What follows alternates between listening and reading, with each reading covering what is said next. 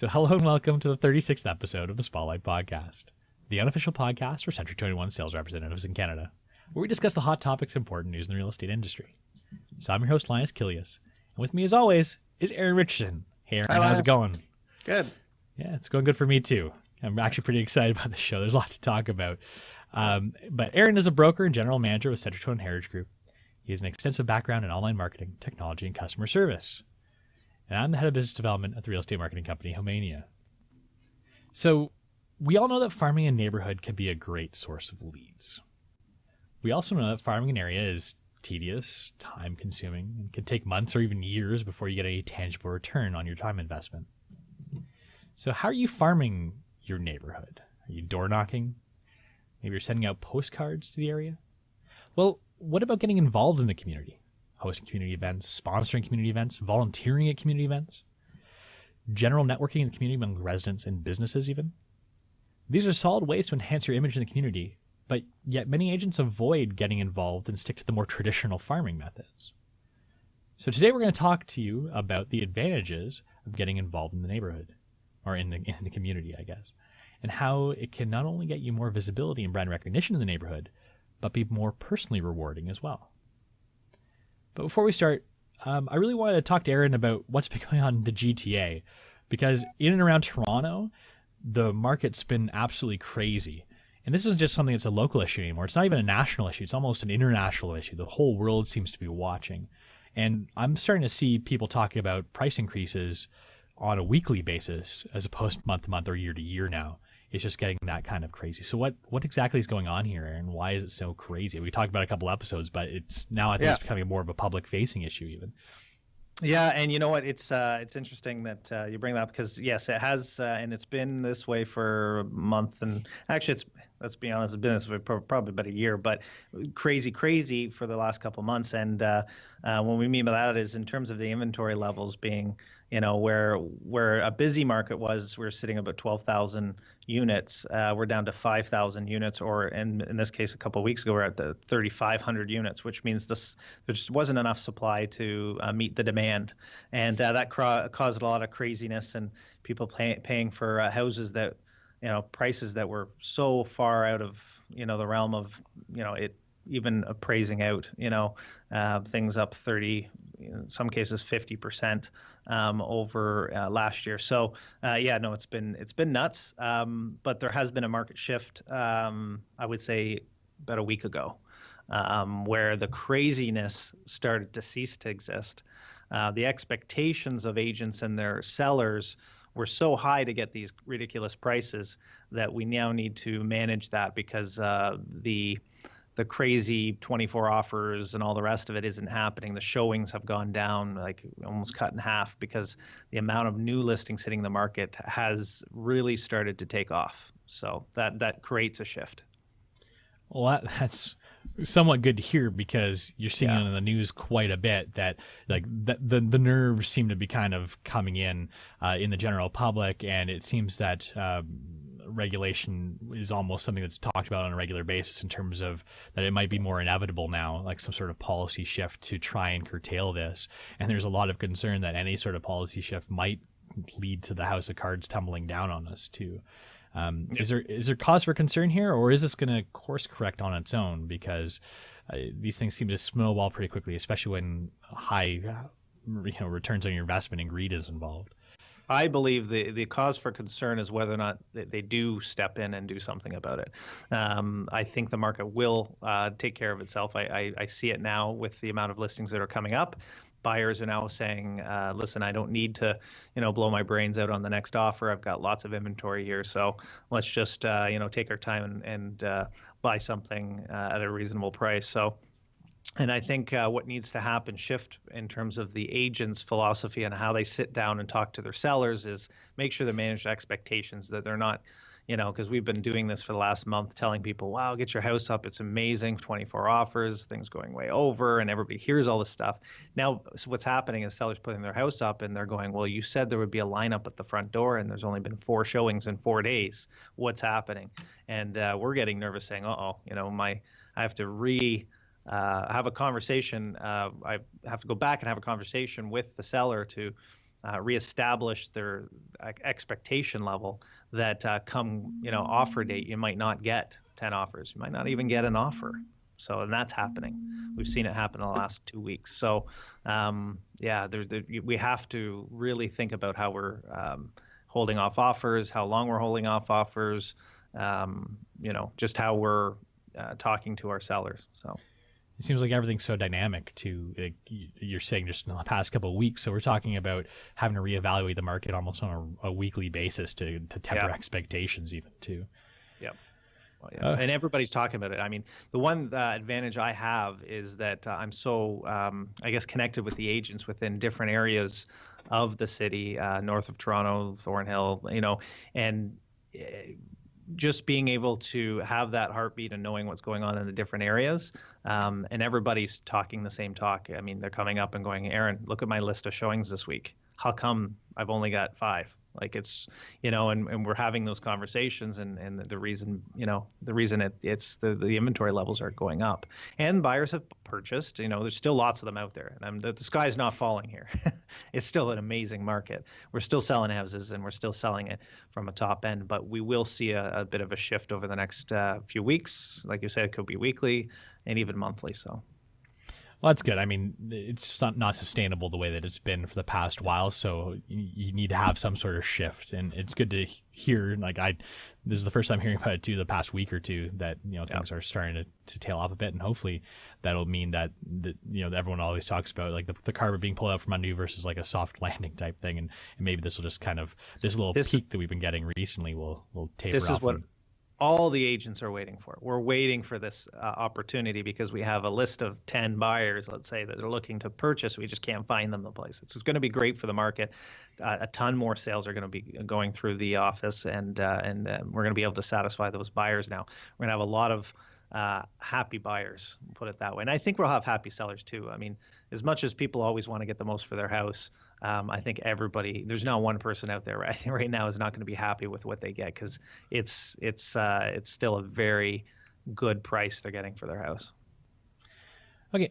On that note, maybe we'll move on to the main topic too. Since we've been talking about this for about 7 minutes or so. So networking in the community. What are the advantages of networking in the community? Can you talk about that a bit first before we get into the details? Oh, advantages of networking in the community. I think it comes down to the fun aspect of real estate. Nobody really wants to go door knocking and cold calling and all the rest of it. But what we do like doing is, and I hope the majority of us that are in real estate like talking to people. We like, meeting new people, and networking amongst people in the community is the best way to, one of the best ways, I think, from enjoying your job standpoint to get some business and enjoy what you do. Yeah, and it's always important to make sure you're enjoying what you're doing on a day-to-day basis, right? You need to have that reason, that motivation to go into work every day. And if say like door knocking is not your thing, there are other alternatives, like I guess we're going to be talking about here, to getting that networking in the community and getting that face time with everybody, and doing it in a way that you can enjoy it on a regular basis. Just a good quality of life change potentially to people who might think of these things as tedious, right? Yep, absolutely.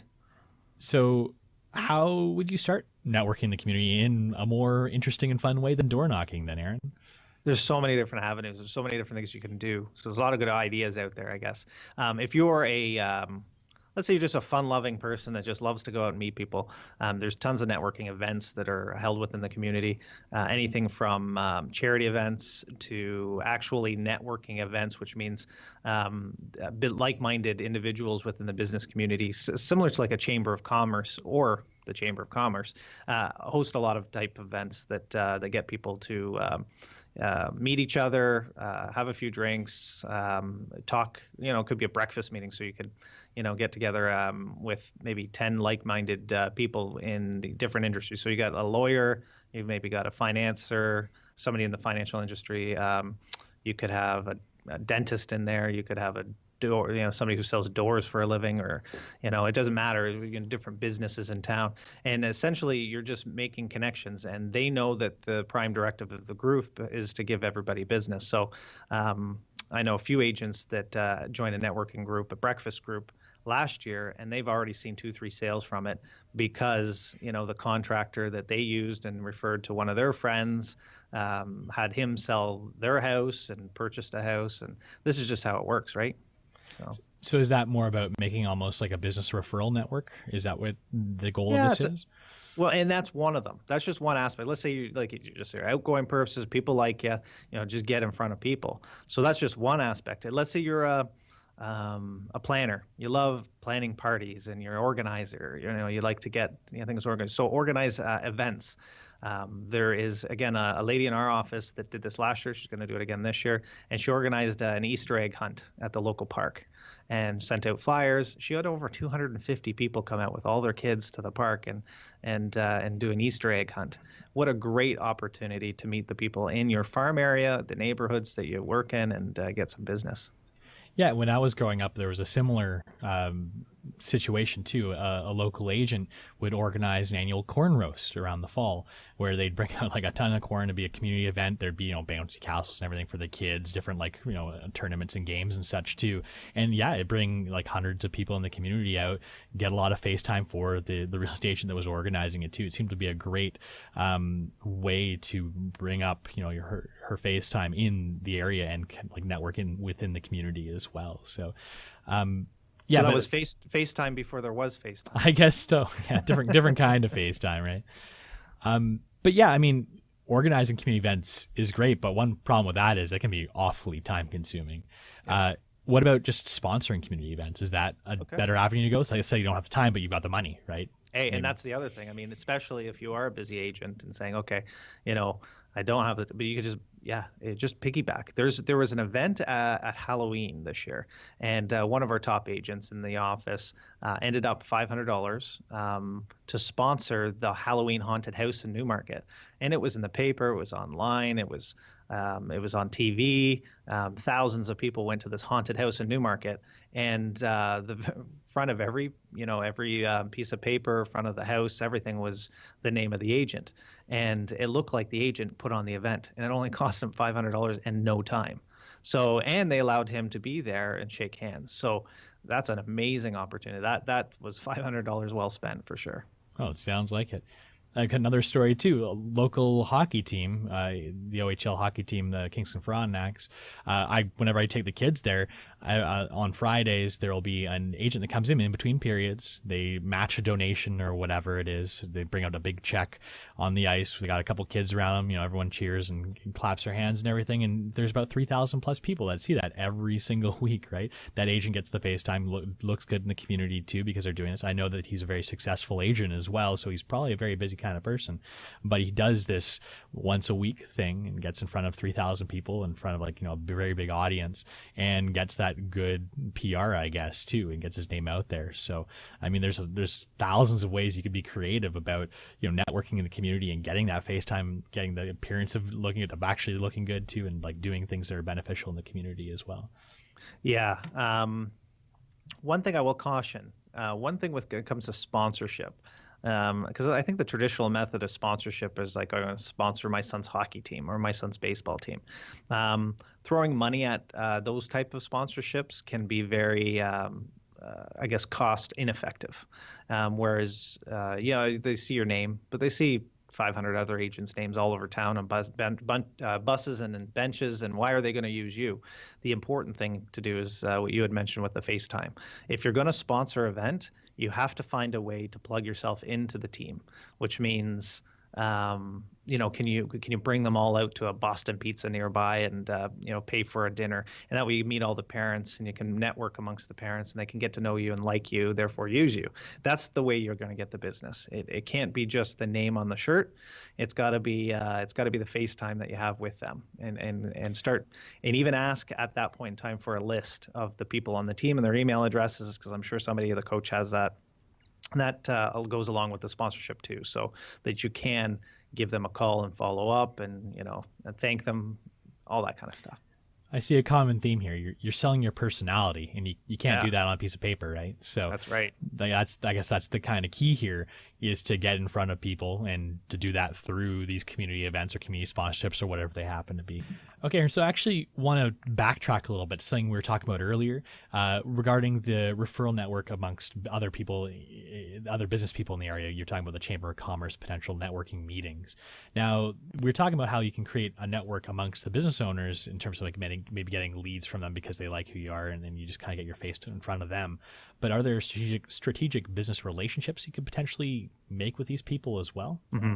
Yeah, absolutely. I mean, one of the exercises we have we call it our Quick Start program when you're starting as a new agent, is to write down everybody you know. And that's the very first thing you need to do, is your whole sphere of influence. And some of the things you forget, your barber, right? You know the person that does your hair. You know maybe some of the businesses that you shop at, or some of the business owners in town. Or and if you don't know them, you should maybe start to get out there to meet them through networking events. But if you happen to know some strategic people in town, for example, I remember I used to work at National Sports Center, and the owner for Boston Pizza would come in all the time to talk to the manager of the location, which happened to be me.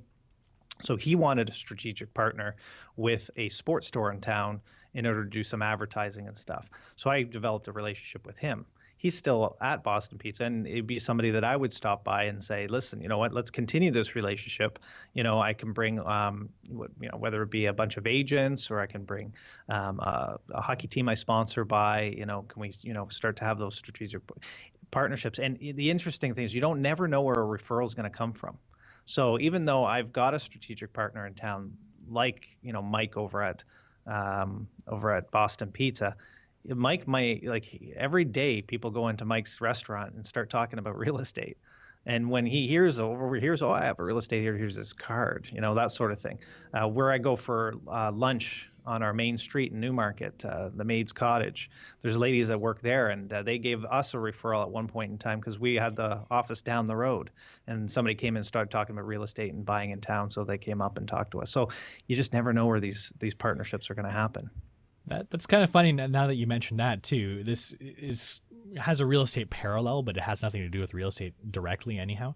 I was actually in Home Depot a couple days ago looking for a deep freeze, and I was waiting for them to get the deep freezer off the top shelf because it was the only ones they had were up there. So I was waiting around, and while I was waiting, one of the other customers was talking to one of the Home Depot representatives about some part that she couldn't find for her furnace. And the Home Depot person was saying, like, oh, we don't really do that kind of thing. You have to contact like a heating company or heating and air conditioning company. And I sat there and be like, I kind of know a good one. I might as well just like let her know about it, right? So I was like, oh, there's this really good one in town that I've used in the past, and I gave a referral. Like, I've got nothing that's invested in this company. Yeah, no gain. I was just like, I feel like I kind of have to tell her this to try and help her out. So I did, and I guess that company got a referral just because I had a good experience with them too. So like you said, I guess you never know where these are going to come from. Like I was just waiting for my deep freezer to come down from the top shelf at Home Depot, and I was giving a referral to a HVAC company. So. Well, that's a great example of why it is so important. We could be talking about, network involvement and all this stuff with the community and everything, but right from the beginning, making sure that the people that you know are remembering you. So you should be sending a newsletter monthly. You should be calling them every quarter. You should be dropping by and giving them a gift and making sure they have a stack of business cards. So make sure your mom and dad and your sisters and everybody in your family has a stack of business cards in their wallet, because or their purse or whatever, because you never know where you're sitting and you're hearing this, I really think about selling my house, and then they go, oh, by the way, give this person a try. So these are all so important things, and if these systems aren't set up from the beginning, all the other stuff can work, but we want it to be as efficient as possible and double your income and all the rest of it. Have these systems in place so that when you do, bump into somebody or somebody bumps into somebody, that they're always ready to be a number one supporter of you. So I guess that's kind of the big takeaway from all that we're talking about today. You can put as much money in advertising such as you want, but really at the end of the day, it's just about getting in front of people. Is that accurate? That's it. So. And in the most fun way possible. We just start off the conversation having fun with it. I mean, all these things we're talking about today, they're fun. They're events. They're meeting people. People are going to invite you over for dinners and bring the family and all this sort of stuff. These are the things you got to get out there and do. And you just have to be that popular person that there's an agent in one of our offices just killing it this year, and she's killing it because of the relationship she's built with these people, and they're inviting her out, and it's just like, I'm just, my head's spin every night this week. I've got a different meeting, or dinner or whatever it is, and yeah, she's really plugged in right now. The tough life of a socialite, I guess, eh? Like, that's almost, I guess, what we're all aspiring to be here, like in the real estate industry, just being out there, going to like different events, getting that face time. And it's like, is there going to be time to sell real estate if you get really good at this almost, right? Yeah, well, I guess tough, good problems to have though, if you're having too much fun with it. Yeah. So I guess I've always wondered, the Kim Kardashians of the world, how they ended up, doing as well as they do, right? Obviously they started with a lot of money and such too, but being a professional socialite, how does that work? But I guess, just getting in front of people, getting popular, like that goes a long way. Yep. Okay, and on Kim Kardashian, maybe we'll close the show off. Well, I got one more thing to give. Okay. That's tip. right. We got an app you wanted to talk about, right? Yeah, there's an app. We haven't done the app of the day for a while, so I figured I'd bring up an app that I got from the Vegas conference, a global conference somebody was telling me about, and how neat it was to come from somebody in Ohio. And I plugged the app in and say, it's probably not going to be relevant to my area. It's an app called MeetUp. So MEETUP, MeetUp. And I downloaded it while I was there. I typed in my hometown, and sure enough, there was like 50 different events going on in my hometown that I had no clue. And essentially what it is an app that, again, like-minded people want to create these events, whether it could be a baby group, for wives that want to get together and, meet up. And so they could, but there's anything from real estate networking groups to financial, the mortgage brokers or whatever it is that are creating these groups, or just it could be meetup about a band. You're in a band and like-minded players want to get together and just chat about music.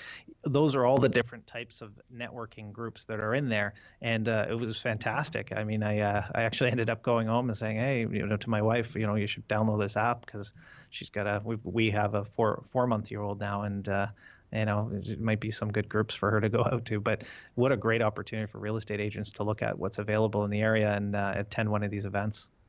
Oh, for sure. Definitely sounds like an interesting thing to check out. Just good for anyone in general, not even just real estate involved, right? So, anything else you want to talk about? Oh, that you can close it up there. That was it, eh? Okay, well, that's a much better point than closing on a Kim Kardashian point. So check out MeetUp. I guess meetup.com is likely the website address for that one. But anyhow, if you like the show, subscribe to our show on Stitcher, iTunes, Google Play, or wherever you like to listen to your podcasts online. And please don't forget to give us a 5-star review on those sites because it really does actually help. You can watch us some past shows at spotlight.century21.ca/podcast.